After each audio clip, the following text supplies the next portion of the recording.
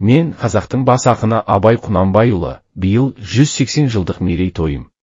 Талап, еңбек, терең ой, қанағат, рахым ойлап қой. 5 асыл іс көнсеңіз дегенімдей, еліміз ерен еңбектің арқасында 2017 жылы Астана қаласында экспо көрмесін өткізді. Мерейтойым қарсаңында жас ұрпақты жаңартылатын энергия көздерімен таныстырып, экологиялық сауаттылықты арттырып, және шығармашылық қабілеттерін шыңдап жатқан 9-шы сынып оқушылары мен жетекшілеріне мың алғыс. Экспо көрмесі, болашақ энергиясы, зияткерлік сайысы. Ұйымдастырушылар Мейрамгүл Ысталовна, Нұрсұлтан Оразгелдіұлы.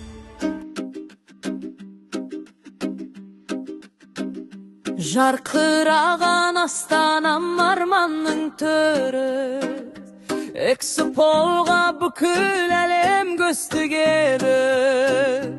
Болашаққа жол ашқан қуаттың сыры, жанымызды жаңартып үміт береді.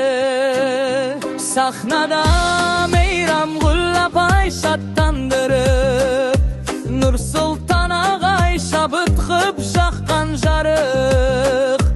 Болашақ энергиясымен бірге болып, жасай берсін елімде бейбіт халық. Экспо болашақ энергиясы, бізге күш берер жаңа тыныс. Күн су жел боп біріксек, еліміз үшін мәңгілі ырыс.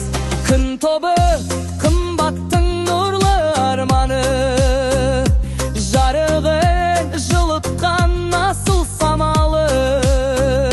Су тобы аяулым сырлы әуені, толқын болып тербетер су құрағы.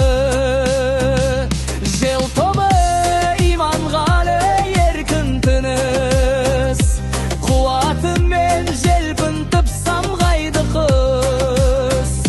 Үшеуі болашаққа бастар жолда, елім үшін серпілткен үлкен жұмыс. Экспо болашақ энергиясы, бізге күш берер жаңа тыныс. Күн су шөл боп біріксек, еліміз үшін мәңгірлік ырыс. Жанымызда жаңғырып жаңа әлем, армандарға бастайды әр семін. Мейрамгүл апай, Нұрсұлтан ағай, жастарға жол көрсетіп жүрер күн. Экспо болашақ